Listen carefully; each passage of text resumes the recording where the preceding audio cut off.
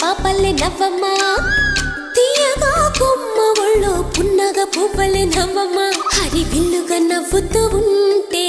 ఎండలో వెన్నెల కాయదా చిరు చల్లుగా నవ్వుతూ ఉంటే కొండైన భాగల్లే పొంగదా నూను మెత్తగా నవ్వుతూ ఉంటే ముల్లైన పువ్వల్ని తాకదా తొలి పొద్దుగా నవ్వుతూ ఉంటే రాయైన రత్నంగా మారదా హాయిగా అమ్మ ఒళ్ళో చిన్నారి పాపల్లె నవ్వమ్మ తీయగా కొమ్మ ఒళ్ళో పున్నగ పువ్వలే నవ్వమ్మ